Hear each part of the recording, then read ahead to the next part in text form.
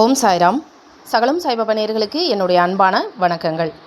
இன்னைக்கு வீடியோவில் நீங்கள் பார்க்க போகிறது உங்கள் எல்லாத்துடைய மோஸ்ட் ரீசன்ட் ஃபேவரட்டான தாதா சாஹேப் கபர்டே டைரியில் என்ன இருக்குது, அவர் என்ன எப்படி எழுதியிருக்காரு அப்படிங்கிற விஷயத்த நான் வாசித்து காட்டி அந்த டைரியில் இருக்கிற வரிகளும் குறிப்புகளுக்கும் அர்த்தங்களையும் சேர்த்து உங்களுக்கு சொல்ல போகிறேன். பாபா எந்தெந்த இடத்துல என்ன சொல்ல வராரு அப்படிங்கிற அர்த்தங்களோடு சொல்ல போகிறேன். ஸோ வீடியோ ரொம்ப இன்ட்ரெஸ்டிங்காக இருக்கும்.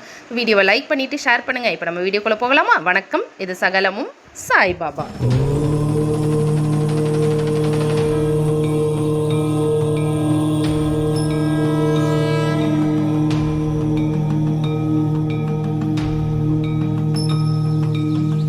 ஓம் சாய்ராம். இதுதான் திரு தாதா சாஹேப் கபர்டே அவர்களுடைய டைரி. இப்போ நாம் ஷீரடி டைரி அப்படின்னு சொல்கிற கபர்டேவுடைய பர்சனல் டைரியை வாசிக்க போகிறோம். இந்த டைரியை ஓப்பன் பண்ணி நம்ம வாசிக்கும்போது உங்களை நீங்கள் கபர்டேவாக நினச்சி கற்பனை பண்ணிக்கோங்க. இவர் தான் கபர்டே அவர்கள். இதை நான் வாசிக்க தொடங்கும்போது உங்களை நீங்கள் கபர்டேவாக கற்பனை பண்ணிக்கிட்டே அந்த உலகத்துக்குள்ளே போங்க. புக்கு வாசிக்கும்போது ஏதாவது ஒரு கேரக்டரை நம்ம சூஸ் பண்ணி அவங்களாவே நம்மளை நினச்சி வாசிக்கும்போது இன்னும் உங்களால் இந்த புத்தகத்துள்ள இருக்கிற உணர்வுகளை நல்லா உள்வாங்க முடியும். பாபாகிட்ட நீங்களே பேசுகிற மாதிரியான ஒரு உணர்வு உங்களுக்கு ஏற்படும். அதனால் இதை ஒரு முன்குறிப்பாக உங்களுக்கு சொல்லிட்டு அடுத்து நம்ம இப்போ தாதா சாஹேப் கபர்டே டைரியை வாசிக்க ஆரம்பிக்கலாம். ஸ்ரீ கணேஷ் கபர்டே, அமராவதியின் மகாராஷ்டிரா. புகழ்பெற்ற வக்கீல் மட்டுமல்ல, கிரிமினல் பிரிவில் மிக பெரும் லாபம் ஈட்டும் வழக்கறிஞர், தொழில் நடத்துபவர். பர்மாவின் மாண்ட்லே சிறைச்சாலையில் 6 ஆண்டுகள் சிறைவாசம் அனுபவித்து கொண்டிருந்த பாலகங்காதர திலகரின் புகழ்பெற்ற உதவியாளராகவும் திகழ்ந்தார்.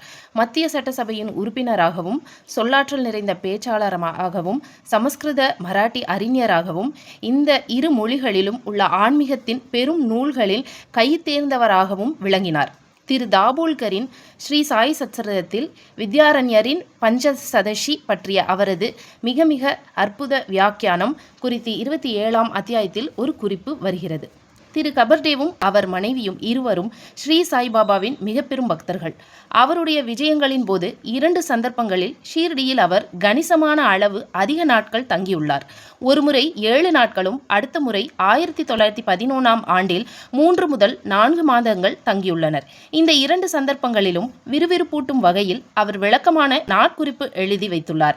அது நடைமுறையில் நமக்கு வரலாற்று முக்கியத்துவம் வாய்ந்ததாக கருதப்படுகிறது. அவருடைய எழுத்தோட்டத்தின் பொதுவான பாணியானது.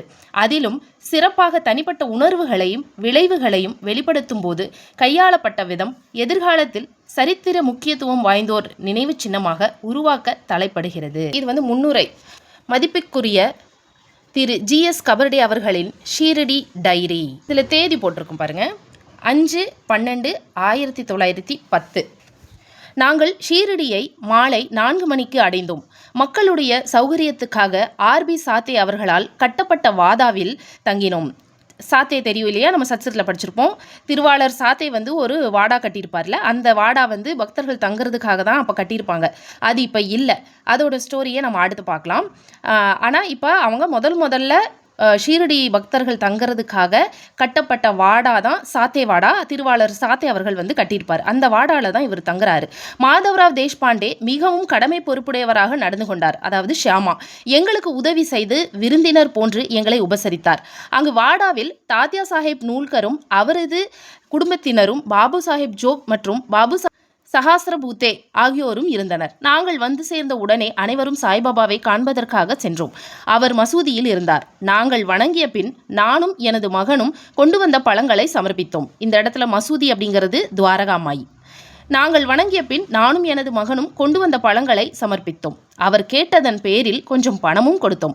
கடந்த 2 ஆண்டுகளாக தாம் உடல் நலம் இல்லாமல் இருந்து வருவதாகவும், பார்லி கேக் மட்டுமே தாம் உண்டு சிறிது தண்ணீர் அருந்துவதாகவும் கூறினார். அதாவது சொல்றது பாபா.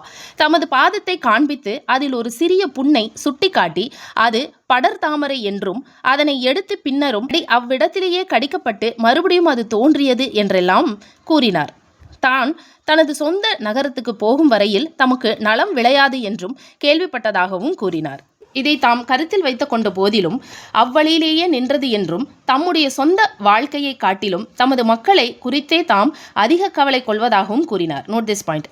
தம்முடைய சொந்த வாழ்க்கையை காட்டிலும் தமது மக்களை குறித்தே தாம் அதிக கவலை கொள்வதாகவும் கூறினார். மக்கள் தமக்கு தொல்லை கொடுப்பதால் தமக்கு ஓய்வே கிடைப்பதில்லை என உணர்ந்ததாகவும் கூறினார். மக்கள் தமக்கு தொல்லை கொடுப்பதால் தமக்கு ஓய்வே கிடைப்பதில்லை என உணர்ந்ததாகவும் கூறினார். அது தவிர்க்க இயலாதது. பின்னர் அவர் எங்களை போய்விடும்படி கூறவே நாங்களும் அங்கனமே செய்தோம். மாலை நேரத்தில் வாதாவுக்கு அருகில் அவர் கடந்து சென்றார். நாங்கள் அங்கு சென்று அவருக்கு வணக்கம் செலுத்தினோம். நானும் மாதவராவ் தேஷ்பாண்டேவும் ஒன்றாக இருந்தோம். நாங்கள் வணங்கிய பின் வாதாவுக்கு சென்று அமைதியாக அமர்ந்திருங்கள் என்று கூறினார். எனவே நானும் மாதவராவும் திரும்பினோம். நாங்கள் அனைவரும் பேசிக்கொண்டே அமர்ந்தோம். எடுத்து கூறுவதற்கு அவர்களுக்கு பல அற்புதங்கள் உள்ளன.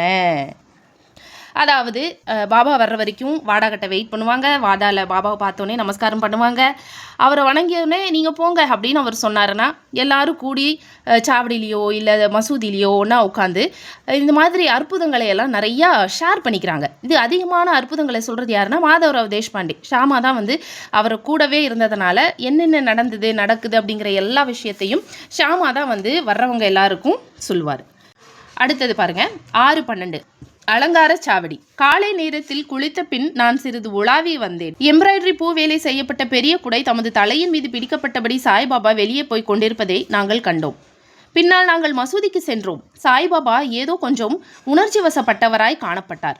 பின்னர் அவர் எழுந்து நின்று அங்கு குவிக்கப்பட்டிருந்த உணவை விநியோகம் செய்தார். உதி சாம்பலை கொடுத்த பின்னர் எங்களை வெளியேறும்படி கேட்டார். அங்கனமே நாங்கள் வெளியேறினோம். மதியம் உணவு மதிய 2:30 மணி வரை பரிமாறப்படவில்லை. உண்ட பின்னர் மாலையில் நாங்கள் பேசிக்கொண்டு அமர்ந்திருந்த தருணம் சாய்பாபா வெளியே உலாவுவதற்காக வந்தபோது அவரை கண்டோம். அதன் பின்னர் சாய்பாபா இன்று இரவு தூங்கப் போகும் சாவடிக்கு சென்றோம். சமஸ்தான குடை, வெள்ளித்தடி இன்னோரன்னவைகளுடன் அவர் சாவடிக்கு சென்றார். சாவடியும் மிகவும் இனிதாக விளக்குகளால் அலங்கரிக்கப்பட்டிருந்தது. ராதாகிருஷ்ணமாயி என்று அழைக்கப்பட்ட மாதுவும் விளக்குகளுடன் வெளியே வந்தாள். நான் அவளை தொலைவிலிருந்து பார்த்தேன். நாளை மாதவராவ் வெளியூர் செல்வதாகவும் நாளை மறுநாள் திரும்ப போவதாகவும் கூறினார். இதற்கு சாய் மகாராஜின் அனுமதியையும் கேட்டு பெற்றனர். மாதவராவ் வெளியே போகிறதா சொல்லியிருக்காரு. அதுக்கு அவர் பாபா கிட்ட அனுமதியும் வாங்கி வச்சிருக்காரு. ஸோ ஊரை விட்டு வெளியே போகிறதுக்கு முன்னாடி இதுக்கு போகிறேன் அப்படிங்கிறத பாபா கிட்ட அனுமதி வாங்கிட்டு தான் எதையும் செய்கிறவர் ஷாமா. மிகுந்த சக்தியுடையவன். அடுத்த நாள் 7/12/1910 காலையில் என்னுடைய வழிபாட்டுக்கு பின் ஓய்வு பெற்ற தாசில்தாரான பாபா சாஹேப் பாட்டே என்பவர் வாதாவுக்கு எங்களுடன் பேசி கொண்டிருந்தார். அவர் இங்கு சில நாட்கள் தங்கியுள்ளார். அவரது முகத்தில் ஒரு நூதனமான சாந்தம் நிலவியது. சாய் மகாராஜ் வெளியே செல்லும் போது நாங்கள் அவரை கண்டோம். மாலையில் மசூதிக்கு அவரை தரிசிக்க சென்றோம். நான், பாபா சாஹேப் சஹஸ்ரபுதே, எனது மகன் பாபு சாஹேப் ஜோக் மற்றும் குழந்தைகள் அனைவரும் ஒன்றாக சென்று அங்கு அமர்ந்தோம். சாய் மகாராஜ் நல்ல நகைச்சுவை உணர்வுடன் இருப்பது போல் தோன்றியது. பாபா சாஹேப் சஹஸ்ரபுதே அவர் பம்பாயிலிருந்து வந்துள்ளாரா என கேட்டார். பாபா சாஹேப் ஆம் என பதிலளித்தார். பம்பாய்க்கு அவர் திரும்பிச் செல்ல உள்ளாரா என பாபா கேட்டார். மீண்டும் அவர் ஆம் என்று பதிலளித்தார். ஆயினும் அங்கு தாம் இருக்கப் போவது நிச்சயமில்லை என்றும் அது அங்கு நிலவும் சூழ்நிலை பொறுத்தது என்றும் பதிலளித்தார். ஆம், அது உண்மையே என்றும் உனக்கு கைமேல் நிறைய வேலை உள்ளது என்றும் இன்னும் நிரம்ப பணிகள் மேற்கொள்ள வேண்டியுள்ளது என்றும் பாபா கூறினார். நீ இங்கு இன்னும் 4-5 நாட்கள் இருக்க வேண்டியிருக்கும். நீ இங்கு நிச்சயம் இருப்பாய். நீயே அதனை கண்டு வியக்க வேண்டும். நீ அடைந்த அனுபவங்கள் உண்மையே ஆகும். அவைகள் வேடிக்கையானதல்ல. 1000 ஆண்டுகளுக்கு முன் நான் இங்கிருந்திருக்கிறேன். சாய் மகாராஜ் பின்னர் என் பக்கம் திரும்பி முழுவதும் வேறான விஷயத்தை பேச முற்பட்டார். இந்த உலகம் வேடிக்கையானது. எல்லோரும் எனது குடிமக்களே. அனைவரையும் நான் சமமாகவே பார்க்கிறேன். ஆனால் சிலர் திருடர்களாக மாறிவிடுகின்றனர். அவர்களுக்காக நான் என்ன செய்ய முடியும்? தாமே மரணத்துக்கு சமீபமாக உள்ள மக்கள் மற்றோயோரின் மரணத்திற்கான ஆயத்தங்களை செய்கின்றனர். அவர்கள் என்னை பெருமளவு துன்படுத்துகின்றனர். எனது உள்ளத்தை நன்றாக புண்படுத்தினர். ஆனாலும் நான் ஏதும் சொல்லவில்லை. நான் அமைதியாக இருந்தேன். கடவுள் மிகவும் பெரியவர். அவருடைய அலுவலகர் எங்கு உள்ளனர்? இந்த இடத்துல நாம் புரிஞ்சிக்க வேண்டிய விஷயம், பாபா என்ன சொல்ல வரார் அப்படிங்கிறத புரிஞ்சிக்க வேண்டிய விஷயம் என்ன அப்படின்னா, தாமே மரணத்துக்கு சமீபமாக உள்ள மக்கள், அதாவது நீங்களே சாக தான் போறீங்க ஒரு கட்டத்தில், நீங்கள் ஏன் மற்றவங்களுடைய மரணத்திற்கு ஆயுதங்களை செய்கிறீங்க? அந்த மாதிரி செய்கிறவங்க பெருமளவு என்னை துன்படுத்துகிறாங்க, எனது உள்ளத்தை நன்றாக புண்படுத்தினர். இந்த மாதிரி செய்கிறவங்க பாபாவை காயப்படுத்துகிறாங்க. அதாவது மற்றவங்களை வீழ்த்தணும் அப்படின்னு நினைக்கிறவங்க, திருடணும்னு நினைக்கிறவங்க, பாவச் செயல் செய்கிறவங்க, ஏமாத்துறவங்க, துரோகம் பண்ணுறவங்க, அந்த மாதிரி ஆட்கள் பாபாவை பெருமளவு துன்படுத்துகிறாங்க அப்படின்னு பாபாவே சொல்கிறார். எனது உள்ளத்தை நன்றாக புண்படுத்தினர், ஆனாலும் நான் ஏதும் சொல்லவில்லை. நான் அமைதியாகவே இருந்தேன்.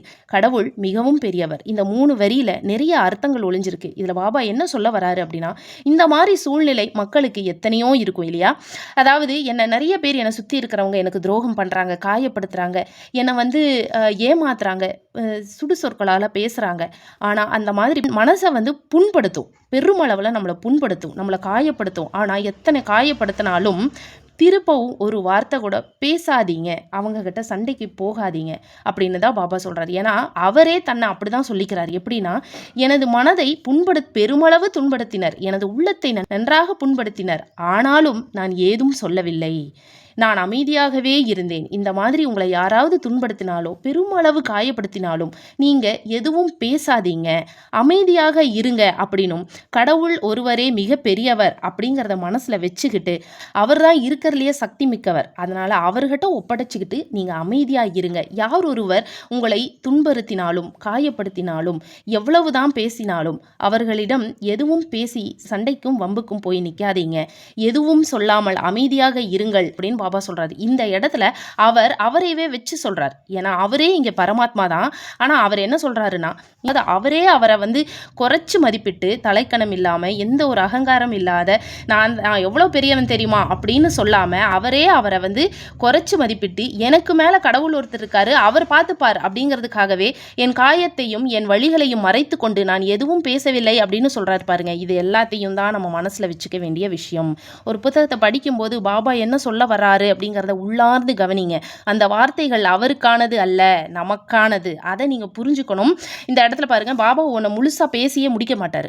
ஒரு டாப்பிக்கை ஸ்டார்ட் பண்ணுவாரு, அதை ஸ்டார்ட் பண்ணிட்டு பாதியிலேயே நிறுத்திட்டு இன்னொரு டாப்பிக்கை பேசுவார், வேற யாருக்காவது அட்வைஸ் பண்ணுவார், இல்லைன்னா திடீர்னு அவரோட மனநிலையை அவர் சொல்வார். ஆனால் அவர் சொல்றது எல்லாமே நமக்கான அட்வைஸ் தான் அப்படிங்கிறத நம்ம புரிஞ்சுக்கணும்.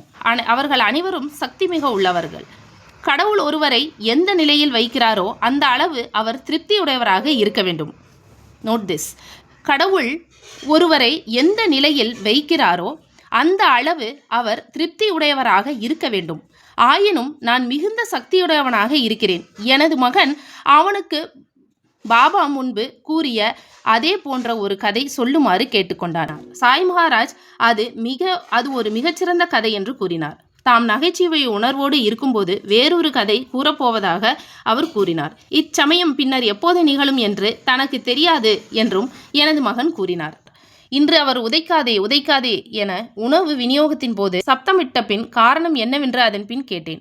பாட்டில் குடும்பம் அவர்களுக்குள் வாய் சண்டையிட்டு கட்சி செய்து கொண்டிருப்பதால் தான் அங்கனம் சத்தமிட்டேன் என்று கூறினார். சாய்பாபா அத்தகைய அற்புதமான இனிமையுடன் பேசினார். அத்தகைய அசாதாரணமான அருள் கடாட்சத்துடன் அடிக்கடி புன்முறுவல் பூத்தார். மற்ற ஜனங்கள் வரவே துரதிர்ஷ்டமாக உரையாடல் தடைப்பட்டு போனது.